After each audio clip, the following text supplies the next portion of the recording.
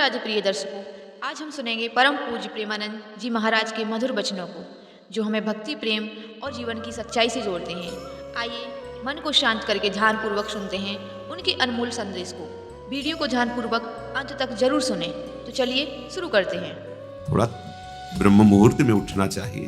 देखो, यदि जीवन को सार्थक करना है तो जिसके शैया में लेटे हुए सूर्य भगवान का उदय हो जाता है, उसकी आयु, बुद्धि, श्री, तेज, बहुत सी बातें नष्ट हो जाती हैं। अगर आपको जीवन में चाहे लौकिक उन्नति प्राप्त करनी हो या पारलौकिक, प्रातःकालीन कम से कम सूर्य उदय होने के 2 घड़ी पहले, 24 दूनी 48 मिनट, अभी सूर्य उदय होने में 48 मिनट हैं, आपने सैया छोड़ दिया, इसके आगे सूर्य उदय होने के 48 मिनट पहले आप सैया से हट जाएं। अगर आप रात्रि में जगे हैं तो सूर्य उदय होने के 48 मिनट बाद फिर आप सो जाएं। लेकिन वो जो बीच का समय, प्रातःकालीन संध्या भुवन भास्कर भगवान पधार रहे हैं, वो आप सो रहे हो, तो आपकी आयु, आपका वैभव, आपकी बुद्धि, ये सब नष्ट होने लगती है, पता नहीं चलता। लोग देखो कहां तेजवान चेहरे दिखाई दे रहे हैं।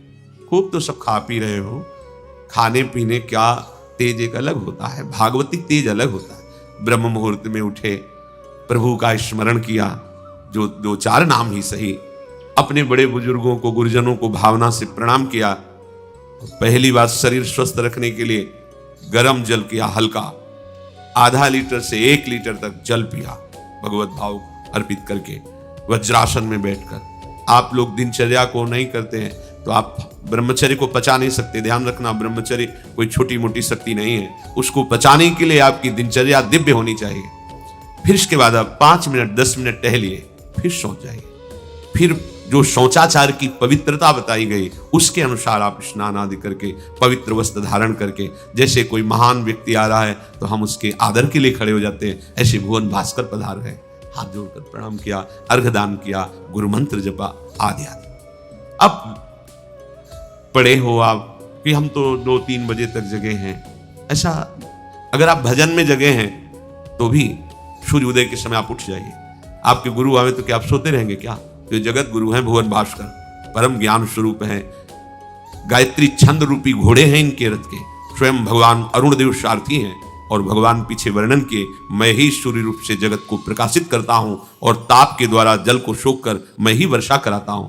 भगवान का आदर करना। जो सूर्योदय तक सोते हैं, उनकी बुद्धि में भागवतिक बातें, अध्यात्म बातें आ जाए, मेरी समझ में नहीं आता। अगर आप थोड़ा भी शरीर स्वस्थ रखना चाहते हैं, जैसे नियम से भजन वैसे व्यायाम आवश्यक है। सबसे प्रार्थना है, ये दवाइयों के बल पर जीना बंद करो।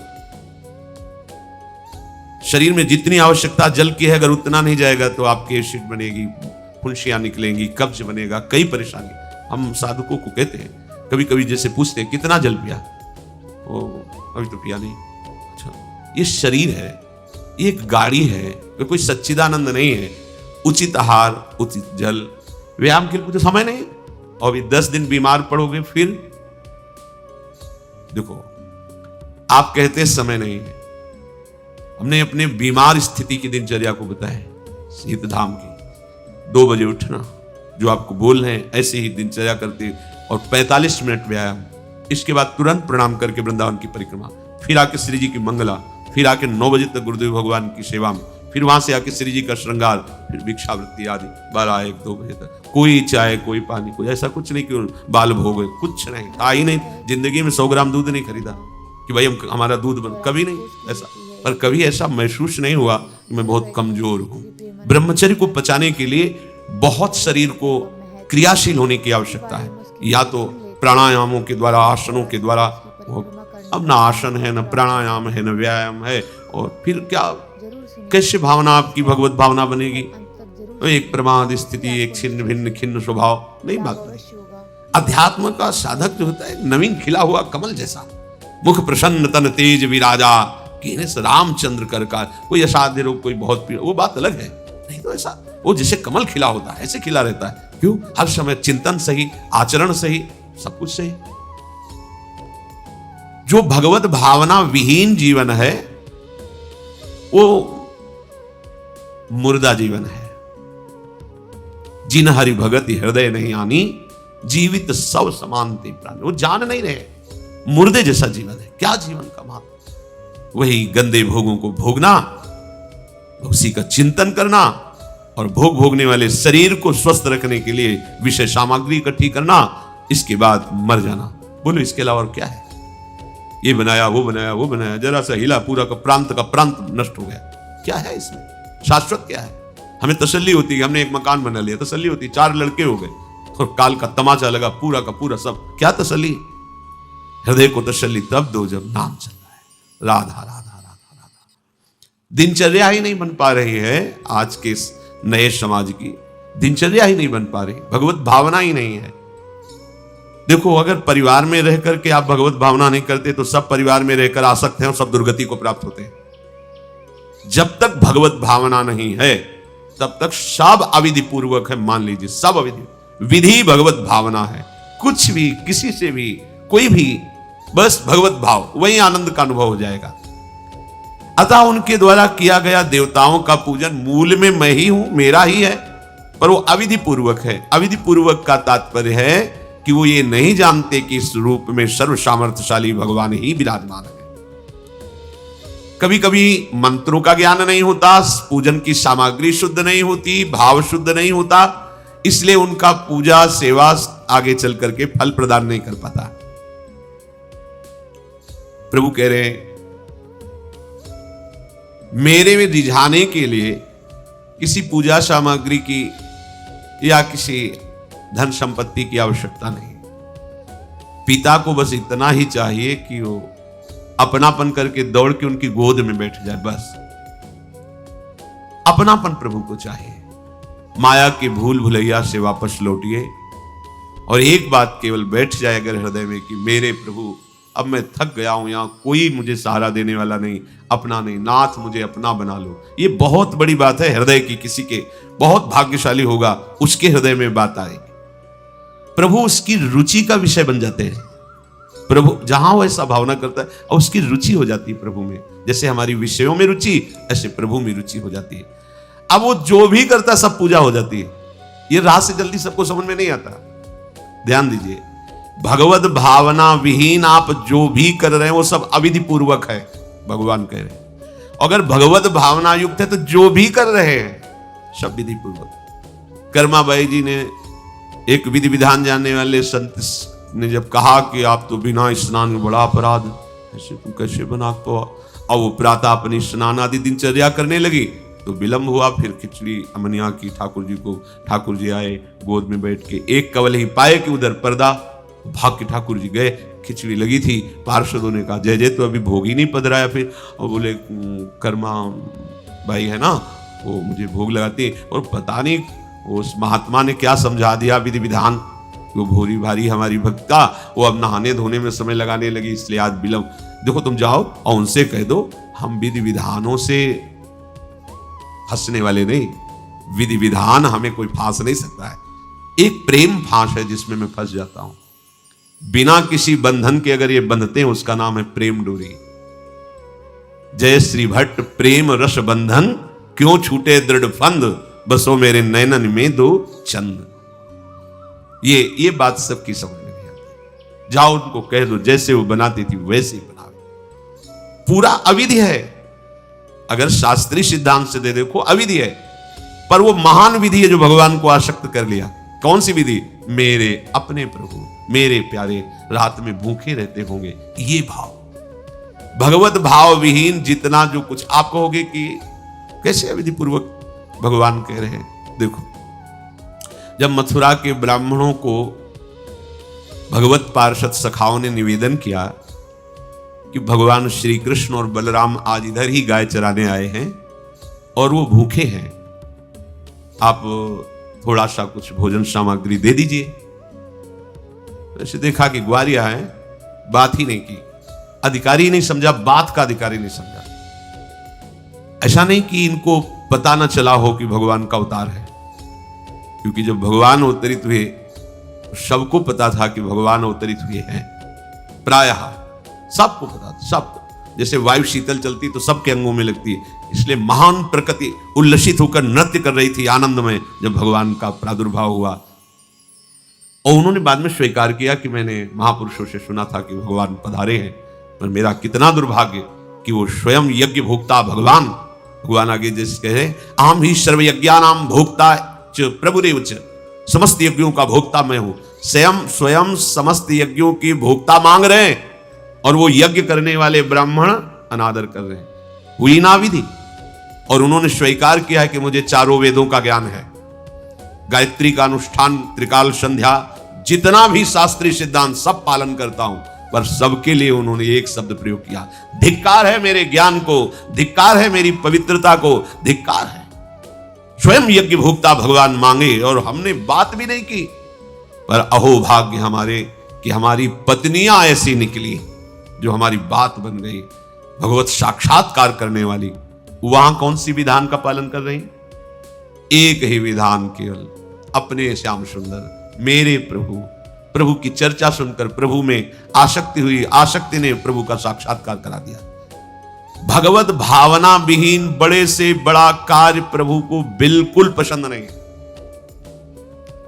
दुर्योधन ने दुशासन के महल में ऐसी भोग सामग्रियों का रचना करवाया था कि देवराज इंद्र भी ललचा जाए, और मूल उद्देश्य था कि श्री कृष्ण को रिझा लेंगे, अपने पक्ष में कर लेंगे।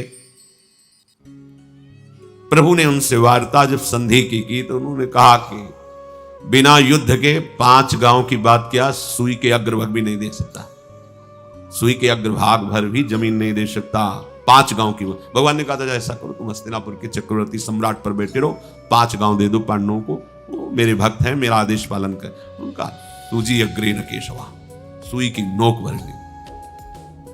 भगवान चलने लगे तो कहा आओ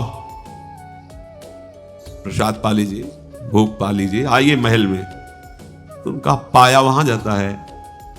यदि पवाने वाले में प्रीति हो या पाने वाले को मिलता ना हो, बहुत भूखा हो, मेरे को भूख नहीं है, तेरे में प्रीति नहीं है, चल दिए भगवान उधर गए भी नहीं, और गए का भगवत भाव भावित विदुर जी के घर, वहां मांग करके छिलके पाए। देखो छिलके पवाना विधि है, अविधि है। अभी सेवा अपराध में सुन रहे थे ना, हाँ, अच्छा से अच्छा पदार्थ प्रभु को पवाना, और वो अच्छा पदार्थ तो फेंक रही है और छिलका पवा रहे, अविधि है, पूरी अविधि है। लेकिन यही सही विधि है, क्योंकि वो है ही नहीं भाव में इतनी ऊंचाई पर डूबी हुई। उन्हें कोई जैसी विदुरानी जी वैसे ही लालजू महाराज पा रहे, उनको भी शुद्ध नहीं हो, कह रहे वाह बहुत सुंदर, बहुत स्वादिष्ट। वो भाव पवा रही तो वो भी भाव का स्वाद ले रहे। अपने उपास्य देव में प्रियता हो जाना ये सारी विधि है। इसीलिए अपने वृंदावन उपासी जन जो है, वृंदावन रसोपास्य, यहां मंत्रों के आदेश से सेवा पदार्थ समर्पित नहीं किया जाता। अमुक मंत्र पढ़ो फिर वो सेवा नहीं, यहां तो राधा राधा राधा। और जब जैसा भाव आया, या ऐसा नहीं कि ये ऐसे ऐसे ऐसे न, जब भाव आया अपने भाव में, भावोत्सवेन भजताम रसकाम धेनु, भाव ये थोड़ा भक्ति का फलस्वरूप भाव होता है। जो प्रभु से विलग भाव करके उपासना की जाती है वो अविधि पूर्वक हो जाती है, और जो भगवत भाव करके की जाती है वो सब विधि मानी जाती है। जिसमें हमारे प्रभु को सुख मिले, ऐसी भावना करके जो भी किया जाए उससे भगवत प्राप्ति निश्चित है। क्योंकि श्री भगवान कह रहे हैं अहम ही सर्वयज्ञानां भोक्ता च प्रभुरेव च न तु मामभिजानन्ति तत्त्वेनातश्च्यवन्ति ते। क्योंकि सब यज्ञों का भोक्ता मैं हूं, मैं सबका स्वामी हूं, परंतु ये जो मेरे से विमुख हैं ये ऐसा नहीं जानते हैं, ये मुझे तत्व को नहीं जानते, इसलिए ये अन्य भावना किया करते हैं। जो मेरे को नहीं जानते हैं, मेरे भाव से नहीं है, वो कुछ भी करें उनका पतन ही होता है। बात इसमें यह है कि जब अविनाशी नित्य चिदानंद भाव ही नहीं है तो विनाशी खेल में सत्य भाव से लगोगे तो तुम अविनाशी का विनाश ना होते हुए भी विनाश की सारी लीला सहनी पड़ेगी। जैसे आत्मस्वरूप जो हमारा स्वरूप है, उसमें किसी शस्त्र का, मंत्र का, किसी भी दैवी शक्ति का कोई भी बस नहीं है। जो हमारा आत्मस्वरूप, कि मंत्रवेत्ता कोई भस्म कर दे, किसी दिव्यास्त्र का संधान करके हमारी आत्मा को छेद भेद दे, अक्लेद्य है, अशोष्य है, अदाय है, फिर भी हम जलन का अनुभव करते हैं अंतर और बाहर से भी। क्यों? वहां तो बता रहे हैं कि अदाय है, कोई भी ताप आत्मा को स्पर्श नहीं कर सकता। फिर ये जलन क्यों होती है? लगता तो हमें ही कि मैं अंदर से जल रहा हूं या बाहर से शरीर में अग्नि आदि छू जाए तो ताप लगेगा, क्योंकि हम अपने अविनाशी भाव में नहीं हैं। ध्यान दीजिए, अविनाशी होते हुए भी अविनाशी भाव में ना होने के कारण मुझ अविनाशी तत्व को विनाश की पूरी लीला सहनी पड़ती है, पूरे कष्ट सहने पड़ते हैं। नहीं सहने पड़ते? देखो आप, जन्म मरण मेरा थोड़ी होता है।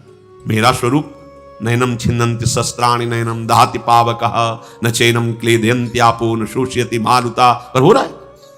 हम जल में डूब के मर सकते हैं, हम वायु के प्रवाह में, हम नाना प्रकार के दुखों के प्रवाह में। क्या हुआ? बोले चूंकि तुम अपने अविनाशी स्वरूप भाव से बिलग हो। समझ गए?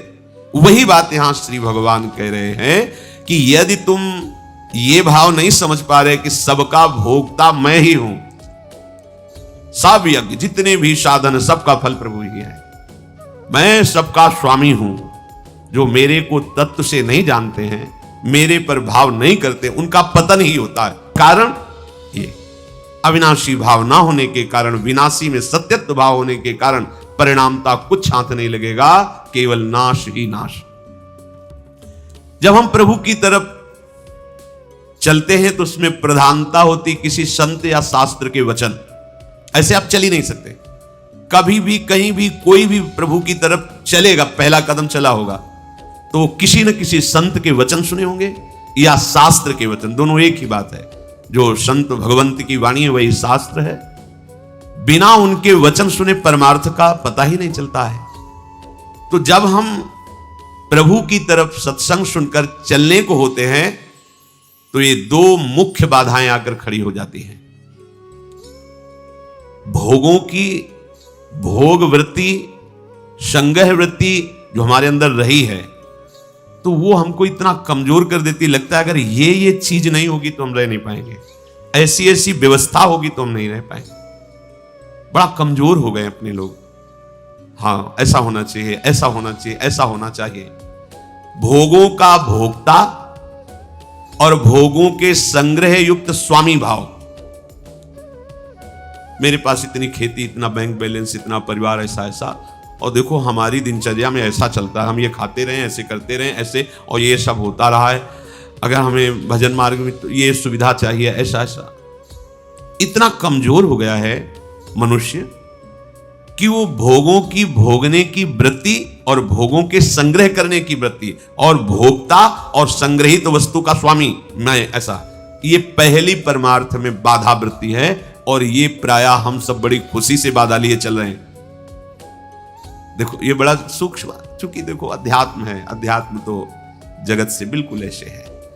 कोई बड़े भाग्यशाली जन होते हैं जो सुनना चाहते हैं, उनसे भी बड़े भाग्यशाली जन होते हैं जो चलना चाहते हैं, उनसे भी बड़े भाग्यशाली जन जो चल रहे हैं, उनसे भी बड़े भाग्यशाली हैं जो महत्व रखकर चलते हुए उसका अनुभव कर रहे हैं। जो अनुभव कर लिए तो सतरति सतरति सा लोकान तारयति, वो स्वयं तर जाते हैं, स्वयं तर जाते हैं, लोगों को तार देते हैं। ये उल्टी बुद्धि लेकर जब परमार्थ में चला जाता है तो थोड़े ही समय में वो परमार्थ से विमुख हो जाता है। भोगों की भोगने की सुख बुद्धि और भोगों के संग्रह की और उसके स्वामित्व का भाव, जहां अंदर वृत्ति लिए थे वहीं पहुंच गए। ऐसे पूरा जीवन करने पर भी परमार्थ पथ नहीं मिलता और कहने लगते कि हमें 50 वर्ष हो गए परमार्थ में चलते। ये बात समझ लेना, परमार्थ पथ एक कदम भी चलोगे तो तुम्हें इतना स्वस्थ और मजबूत बना देगा कि तुम्हें कोई परास्त नहीं। एक कदम, अरे 12 वर्ष में तो सिद्धि प्राप्त हो जाती है। किसी भी मंत्र को, किसी भी नियम को 12 वर्ष तक किया जाए तो सिद्ध हो जाता है, ऐसा संतों ने वर्णन किया है। पर हम ये कह रहे हैं कि 50 वर्ष भी आप लगा दीजिए अगर ये दो भाव आपके सुधरे नहीं तो कुछ समझ में नहीं आएगा आपको। आपको याद होगा हित धाम में एक समय शाम टाइम लगभग 75 वर्ष के विरक्त भेष के महात्मा ने एक प्रश्न किया था कि मैं किसी ऐसी आदत से परेशान हूं जो आज 75 वर्ष का हूं, फिर भी मुझे करना होता है। अब क्या करूं, अब तो मरने का समय आ रहा है। मुझे आश्चर्य नहीं सर्वाश्चर्य हुआ। पूरा जीवन भगवत मार्ग में चलने का प्रमाण देने वाला कि मैं भगवत मार्ग का पथिक हूं, 75 वर्ष की अवस्था में वो अपनी उस वृत्ति को नहीं छोड़ पाया जो भगवान से विमुख करती है। अब कहीं डींग अपने लोग हाँक सकते हैं कि इतने वर्ष हो गए परमार्थ। शरीर का समय व्यतीत करना कोई परमार्थ का मार्ग तय कर लेना नहीं है। विवेक के द्वारा भोगों का त्याग करके निरंतर परमात्म चिंतन, ये परमार्थ का मार्ग है। आप चल के इस पे देखो कैसा अनुभव। लोग समय व्यतीत करते हैं भोग चिंतन, भोग स्वामित्व में, और वर्णन कर देते हैं कि इतने वर्ष हो गए हमको परमार्थ में चलते हुए। दंभ कभी सत्य वस्तु का अनुभव नहीं कराता, नाटक कभी सच्चिदानंद रस का अनुभव नहीं कराता। भगवत रसिक जी कह रहे हैं, बिन विवेक वैराग्य भक्ति बिनु सत्य न एको मानो। बिना विवेक और वैराग्य और प्रेम भक्ति के उसकी एक भी बात सत्य नहीं मानना है, कोई भी हो, कितनी भी अवस्था का हो। ऐसा जरूरी नहीं कि कोई कितनी भी अवस्था का वयोवृद्ध या कोई, उसकी बात हमें माननी है, सुननी है, ऐसा नहीं। भगवान सुखदेव जी 16 वर्ष की अवस्था के हैं। जे ही गंगा की रीति पर चरण पधराते हैं। परीक्षित जी अनशन व्रत लिए बैठे हुए, आमरण अनशन, बड़े बड़े महापुरुष बैठे हुए हैं। श्री सुखदेव जी के पिता पितामह आदि सब बैठे हुए हैं। जे ही देखा दिगंबर वेश, शरीर की शुद्धि नहीं, श्री कृष्ण प्रेम में मतवाले सब खड़े हो गए थे। सब 16 वर्ष की अवस्था के सुखदेव जी और 10-10 हजार वर्ष जिनकी केवल तपस्या साधनाएं, वो सब महापुरुष खड़े हो गए। क्यों? क्योंकि जन्म से ही भगवत अनुराग में दृढ़ महापुरुष, जन्म से ही माया रहित पुरुष, अंदर से ही वैराग्य युक्त। तो वैराग्य, ज्ञान और भक्ति का आदर होता है, अवस्था का आदर नहीं होता। आप कितनी अवस्था के, इसका महत्व नहीं होता। ओ चांगदेव नहीं, 1400 वर्ष की अवस्था। ज्ञानदेव जी की शरण में वो शिष्य बने। ज्ञानदेव जी नवीन अवस्था के। जब तक आपके अंदर भोग में सुख बुद्धि, भोगों का संग्रह और उसके स्वामित्व का भाव, स्वामित्व का भाव बड़ा सूक्ष्म विषय है, चाहे गृहस्थ हो चाहे विरक्त हो। स्वामित्व का, अगर एक कमंडल में भी तुम्हारा स्वामित्व का भाव है, तो जैसे एक गृहस्थी के 100 बीघा में स्वामित्व का भाव हो, वैसे तुम्हारे कमंडल में भाव है, ये मेरा कमंडल। प्रयोग के लिए प्रभु ने दिया, इस शरीर के प्रयोग के लिए, दिनचर्या में काम आएगा। बस मेरा शब्द केवल प्रभु के लिए है। मेरे प्रभु, मेरे तो गिरधर गोपाल, दूसरों ना कोई वस्तु, ना कोई व्यक्ति, ना कोई भोग सामग्री, ना कोई पद प्रतिष्ठा, ना लोक लोकांतर, मेरे तो गिरधर गोपाल। अध्यात्म है, भगवत मार्ग है, जिससे समस्त प्रपंच का नाश होकर भगवत साक्षात्कार